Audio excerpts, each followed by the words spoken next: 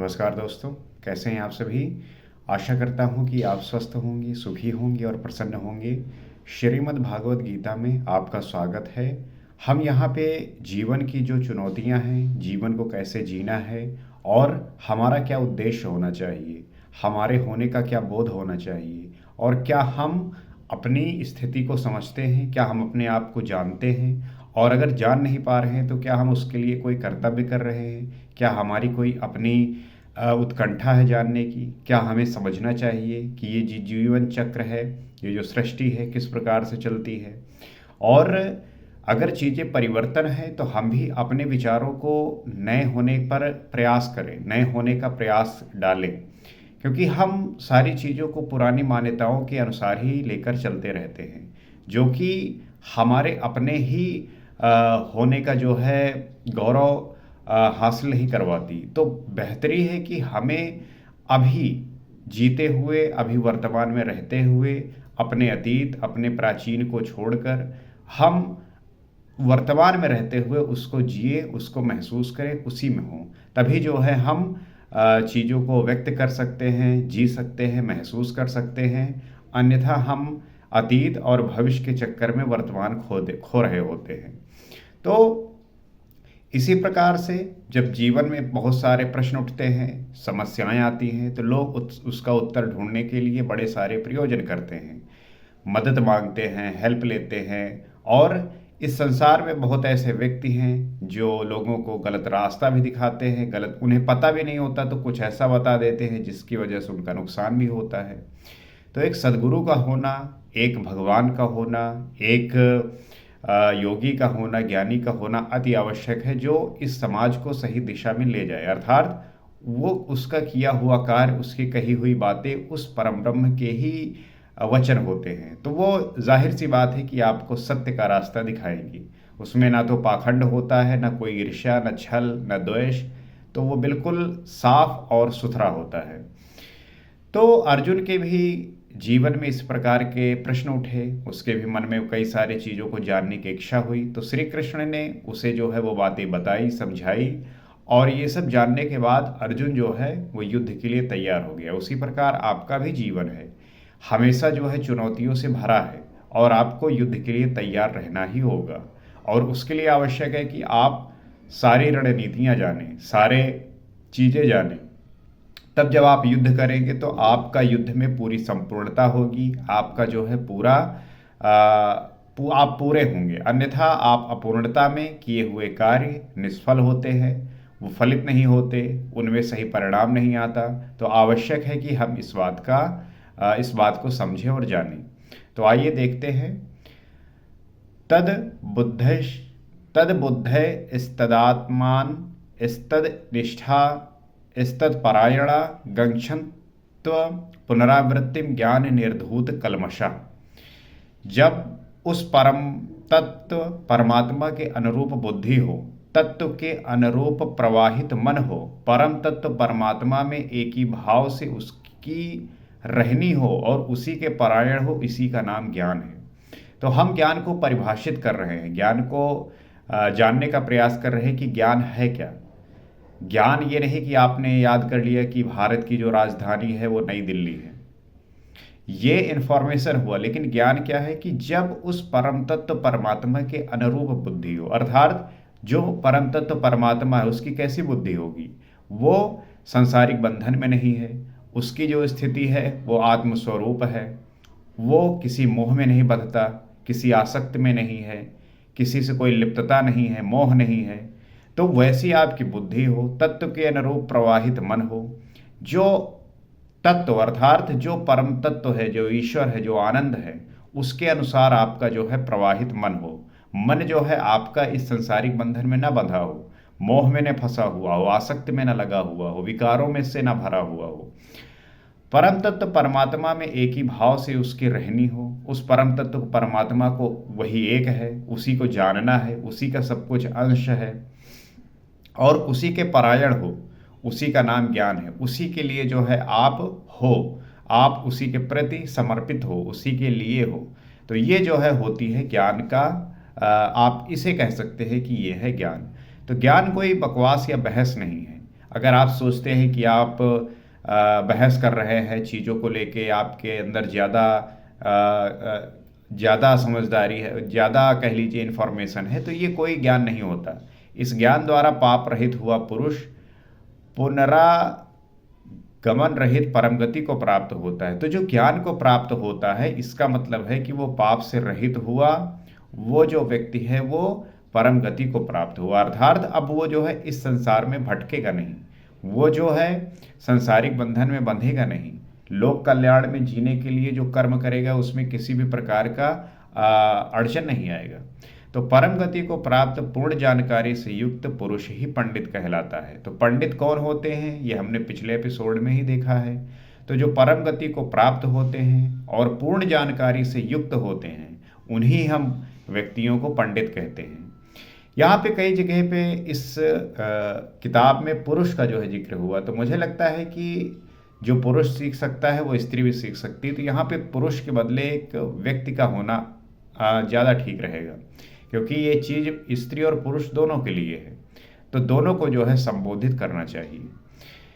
विद्या विनय संपन्ने ब्राह्मणे गवि हस्तनी शुनि चैव श्रापाके चा पंडिता समदर्शिना। ज्ञान के द्वारा जिनका पाप शमन हो चुका है, जो अपुनरावर्ती परम गति को प्राप्त हैं, ऐसे ज्ञानीजन विद्या विनय युक्त ब्राह्मण तथा चंडाल में, गाय और कुत्ते में तथा हाथी में समान दृष्टि वाले होते हैं। अब आप इस बात को समझना कि कह रहे हैं कि ज्ञान के द्वारा जिनका पाप शमन हो चुका है, जब आपको ज्ञान प्राप्त होता है तो जो पाप होता है आपका वो नष्ट हो जाता है, वो समाप्त हो जाता है, और ऐसी जो है अपुनरावर्ती परम गति प्राप्त हो जाती है। तो जो ऐसे ज्ञानी जन होते हैं वो विद्या से विनय युक्त होते हैं, और ब्राह्मण, चाहे ब्राह्मण चंडाल हो, गाय और कुत्ता हो, हाथी, सब में जो है समान दृष्टि रखने वाले होते हैं, क्योंकि सब में वो आत्मा विचरण कर रही है, वही आत्मा है सब में। तो सबको एक भाव से देखते हैं। उनकी दृष्टि में विद्या विनय युक्त ब्राह्मण ना तो कोई विशेषता रखता है और न चंडाल कोई हीनता रखता है। तो उसके लिए चाहे कोई विनय युक्त ब्राह्मण हो और चाहे कोई चंडाल हो, उनमें कोई भी हीनता वो जो है कोई ना ब्राह्मण में विशेषता रखते हैं, ना ही चंडाल में कोई हीनता रखते हैं। तो न गाय धर्म है, न कुत्ता अधर्म है, न हाथी विशालता ही रखता है।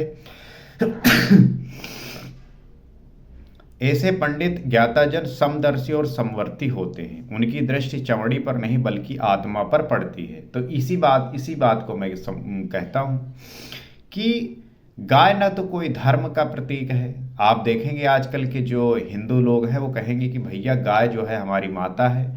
सारे पशु आपके माता हैं। अगर गाय माता है तो आप जितने भी पशु में स्त्री हैं सबको आप माता कह सकते हैं। तो और कुत्ता जो है अधर्म नहीं है, हाथी जो है कोई विशालता नहीं रखता। ऐसे पंडित और ज्ञानी जन जो होते हैं वो समदर्शी और समवर्ती होते हैं, अर्थात उनकी जो दृष्टि होती है वो सभी के प्रति एक होती है, क्योंकि उनकी दृष्टि चमड़ी पर नहीं होती कि कौन कितना विशाल है, कौन छोटा है, कौन जो है किस प्रकार से परिभाषित किया जा रहा है। उनकी जो दृष्टि होती है वो आत्मा पर पड़ती है। उन्हें पता है कि आत्मा विचरण कर रही है। तो ऐसी दृष्टि हर एक व्यक्ति की होनी चाहिए। जब ये दृष्टि आ जाएगी तो न तो आप किसी को मोटा कह के चिढ़ाएंगे, न पतला कहेंगे, न छोटा कहेंगे, न बड़ा कहेंगे। सबके अंदर सेम चीज़ है स्थित। तो ये स्थिति प्राप्त करनी है, यहाँ पे हमें पहुँचना है। चाहे कोई, अक्सर देखिए आप, समाज हमारा ऐसा है कि यहाँ पे स्त्रियों को, उसी स्त्री को जो है लोग ऊपर बैठा के रखते हैं जो दिखने में सुंदर होती है, परंतु जो ज्ञानी जन होते हैं उनकी दृष्टि समदर्शी और समवर्ती होती है। तो वो क्या देखेंगे कि चाहे कोई स्त्री का कलर कैसा हो, कोई कितनी छोटी बड़ी हो, सबकी जो है वो जब एक दृष्टि से देखेंगे, क्योंकि पता है कि जो आत्मा है वही सत्य है, क्योंकि ये जो कायाकल्प शरीर है वो तो मिटनी है एक दिन। तो उसके लिए जो है वो इतनी कह लीजिए फालतू की बातें नहीं करते। तो ये हमारे संसारी जीवन में रहने का जो फर्क पड़ता है यही हमें जो है दुखी करता है। तो अंतर केवल इतना है कि विद्या विनय संपन्न स्वरूप के समीप है और शेष कुछ पीछे है। कोई एक मंजिल आगे है तो कोई पिछले पड़ाव पर है। शरीर तो वस्त्र है, सिर्फ फ़र्क यही होता है कि कुछ चीज़ समीप है, कोई चीज़ दूर है, कोई मंजिल आगे है तो कोई पीछे है। क्योंकि शरीर तो वस्त्र समान है, उसकी दृष्टि वस्त्र को महत्व नहीं देती, अपितु उसके हृदय में स्थित आत्मा पर पड़ती, इसलिए वे कोई भेद नहीं रखते। तो ये शरीर जो है एक वस्त्र की भांति है, और जो ऐसे ज्ञानी जन होते हैं उनकी जो दृष्टि होती है वो वस्त्र पर महत्व नहीं देती, बल्कि हृदय में जो स्थित आत्मा है उस पर पड़ती है, और इसलिए जो है वो किसी प्रकार से भेद नहीं करते। तो श्री कृष्ण ने पर्याप्त गौ सेवा की थी, उन्हें गाय के प्रति गौरवपूर्ण शब्द कहना चाहिए था, किंतु उन्होंने ऐसा कुछ भी नहीं कहा। श्री कृष्ण का जो बचपन है वो गायों के बीच में बीता, और उन्होंने स्पेशली जो है गाय के बारे में कुछ ऐसा कहा भी नहीं। श्री कृष्ण ने गाय को धर्म में कोई स्थान नहीं दिया। आप कहीं भी देख लीजिए, श्री कृष्ण ने गाय को लेकर ऐसे कोई विशेष टिप्पणी नहीं की। उन्होंने केवल इतना माना कि अन्य जीवात्माओं की तरह उसमें भी आत्मा है। तो उन्होंने यही कहा कि अन्य जीवात्माओं की तरह उनमें भी आत्मा है, हर एक पशु में वैसा ही आत्मा है। तो गाय का आर्थिक महत्व जो भी हो, उसका धार्मिक वैशिष्ट्य परिवर्ती लोगों की देन है। श्री कृष्ण ने पीछे बताया कि अविवेकियों की बुद्धि अनंत शाखाओं वाली होती है। तो गाय का आर्थिक महत्व है वो ठीक बात है, उसका जो है आप धार्मिक वैशिष्ट्य परिवर्ती लोगों की देन है, अर्थात गाय को जो है उन्होंने माता बनाया और धर्म से जोड़ दिया उसको। तो हर एक पशु के अंदर सेम चीज है, हर एक पशु में जो है वो सेम आत्मा जो है निवास करती है। तो हमें सबके प्रति समान भाव रखना है। और श्री कृष्ण ने यह भी बताया कि जो अविवेकी होते हैं उनकी बुद्धि जो होती है वो अनंत शाखाओं वाली होती है, इसलिए वो अनंत क्रियाओं का विस्तार कर लेते हैं, वो विभिन्न प्रकार की क्रियाओं का विस्तार कर लेते हैं। दिखावटी शोभायुक्त वाणी में वे उसे व्यक्त भी करते हैं। उनकी वाणी की छाप जिनके चित्त पर पड़ती है उनकी भी बुद्धि नष्ट हो जाती है। तो आप समाज में बहुत ऐसे लोगों को देखेंगे कि वो अपनी दिखावटी शोभायुक्त वाणी से उसको व्यक्त करते हैं, और उनकी वाणी से जो छाप है, जो बेचारे अज्ञान से युक्त हैं, जो ज्ञानी नहीं है, समझदार नहीं हैं, उन पर उसका प्रभाव भी पड़ता है, और इस प्रकार से उनकी बुद्धि भी नष्ट हो जाती है। तो आप समाज में देख ही रहे होंगे, बहुत ऐसे व्यक्ति होते हैं जिनके प्रेजेंस से, अपने बातों से ऐसे भोले भाले लोगों को ऐसी बातें समझाते हैं कि उनकी भी बुद्धि नष्ट हो जाती है, भ्रष्ट हो जाती है। तो ऐसे लोग जो हैं वो तभी ठीक हो पाएंगे जब आप स्वयं ठीक होंगे। इसलिए मैं कहता हूँ कि जब आप इन वीडियो को देखेंगे, इन बातों को समझेंगे, जानेंगे, तब आपके अंदर भी वो बोध आएगा कि आप उनसे सही प्रश्न करेंगे। वे कुछ नहीं पाते, वे कुछ पाते नहीं, नष्ट हो जाते हैं, जबकि निष्काम कर्मयोग में अर्जुन निर्धारित क्रिया एक ही है। तो जो ऐसे व्यक्ति होते हैं समाज में, वो दरअसल पाते वाते कुछ नहीं, वो नष्ट ही हो जाते हैं। और जो निष्काम कर्मयोग है अर्जुन, श्री कृष्ण यही बात कह रहे हैं कि निर्धारित क्रिया एक ही है, यज्ञ की प्रक्रिया आराधना। वो यही बात कहते हैं जो निर्धारित क्रिया है वो सिर्फ एक है, वो है आराधना, वो है यज्ञ की प्रक्रिया। बाकी आप कुछ भी क्रिया बना लीजिए, और जो अज्ञानी है, मूढ़ है, वो जो है करते ही रहते हैं। ऐसी क्रियाओं का जन्म ले करवाते हैं जो लोग उसी में लगे रहते हैं। गाय, कुत्ता, हाथी, पीपल, नदी का धार्मिक महत्व इन अनंत शाखा वालों की देन है। तो चाहे गाय हो गया, कुत्ता हो गया, हाथी, पीपल, नदी, ये सब धार्मिक महत्व जो अनंत शाखाओं वाले हैं, इन्हीं की देन है। यदि इनका कोई धार्मिक महत्व होता तो श्री कृष्ण अवश्य कहते। इनका कोई धार्मिक महत्व है नहीं, श्री कृष्ण ने ऐसी कोई बात कही नहीं। अगर होता तो वो जरूर बताते। हाँ, मंदिर, मस्जिद इत्यादि पूजा के स्थल आरंभिक काल में अवश्य हैं, वहाँ प्रेरणादायक सामूहिक उपदेश है तो उनकी उपयोगिता अवश्य है, वो धर्मोपदेश केंद्र है। वो ठीक बात होती है कि जो मंदिर है, मस्जिद है, गुरुद्वारा है, चर्च है, वहाँ पे आप जब पूजा के स्थल ये जो बनाए गए आरंभिक काल में आवश्यक थे। क्यों आवश्यक थे? क्योंकि वहाँ पे वो प्रेरणादायक सामूहिक उपदेश मिलता है। आपको वहाँ पे उपयोगिता अवश्य होती है। क्यों? क्योंकि आप अगर गलत रास्ते पे हैं, सही से चल नहीं पा रहे हैं, तो वो आपको सही उपदेश देते हैं। अब आप मंदिर, मस्जिद और गुरुद्वारे और चर्च में जाएंगे तो वहाँ आपको अच्छी बातें ही तो आपको सीखने की मिलेंगी। जैसे कि जो रास्ते हैं, एक है माया का स्थान, एक है ब्रह्म का स्थान। तो माया का स्थान कौन कौन सा है? आप जो है देखेंगे, मॉल है, बाजार है और बार है, ये सब है माया के जो है स्थान। लेकिन ब्रह्म का भी तो स्थान कुछ है जहाँ पे आपको वो चीज़ें मिले। तो मंदिर हो गया, मस्जिद हो गया, इसीलिए बनाए गए थे कि लोग जो है वहाँ सामूहिक रूप से इकट्ठा होंगे, वो उपदेश मिलेगा, तो उनका जो मन है, मन में जो विकार हैं वो दूर होंगे, वो हटेंगे और उनके अंदर वो सही जो है विचारों का वहाँ पे उनको प्रेरणा मिलेगी। तो इसलिए बनाए गए थे। बाकी तो ईश्वर हर जगह है, आप कहीं भी देखिए, आप में ईश्वर है, दीवार में ईश्वर है, पेड़ में है, हर एक वस्तु में ईश्वर विद्यमान है। वो कहते नहीं, माहौल का असर, एक माहौल बनाया जाता है कि आप किसी भी चीज़ में व्यस्त हैं, कहीं कुछ भी कर रहे हैं, परंतु एक समय आता है कि आपको लगता है कि मैं उन लोगों के साथ उपस्थित हूँ जहाँ पे एक शांति मिल सके, सुकून मिल सके। तो ये आपको एक साधक के आरंभिक अवस्था में काफ़ी मदद करता है और हर किसी को करना ही होता है। तो प्रस्तुत श्लोक में दो पंडितों की चर्चा है। एक पंडित तो वो जो पूर्ण ज्ञाता है और दूसरा वो जो विद्या विनय संपन्न है। वे दो कैसे? वस्तुतः प्रत्येक श्रेणी की दो सीमाएं होती हैं। एक तो अधिकतम सीमा पराकाष्ठा और दूसरा प्रवेशिका अथवा निम्नतम सीमा। तो हमें जो है कंपेयर अगर किसी को करना है तो उसकी जो स्थिति है वहाँ पे, उसका जो अपना होने का बोध है वहाँ पे करना है।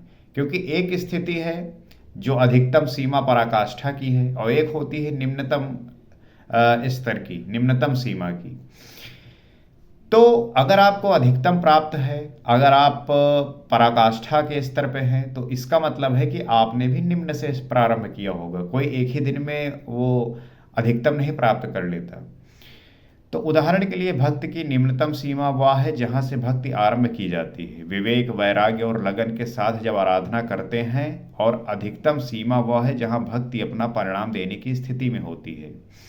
तो जब भक्ति स्टार्ट होता है, प्रारंभ होता है, तो वो निम्नतम स्तर होता है। और जब आप निरंतर भक्ति करते रहते हैं विवेक, वैराग्य और लगन के साथ, तब जो है वो आराधना जो है अधिकतम सीमा पर पहुंचता है और फिर वहाँ पे जो है वो भक्ति का परिणाम की स्थिति में आता है। ठीक इसी प्रकार ब्राह्मण श्रेणी है। जब ब्रह्मा में प्रवेश दिलाने वाली क्षमताएं आती हैं तो उस समय विद्या होती है, विनय होता है। तो उसी प्रकार ब्रह्मा में प्रवेश दिलाने वाली क्षमताएं भी आती हैं, उस समय विद्या होती है, विनय होता है। तो मन का शमन, इंद्रियों का दमन, अनुभवी सूत्रपात का संचार, धारावाही चिंतन, ध्यान और समाधि इत्यादि ब्रह्मा में प्रवेश दिलाने वाली सारी योग्यताएं उसके अंतराल में स्वाभाविक कार्यरत रहती हैं।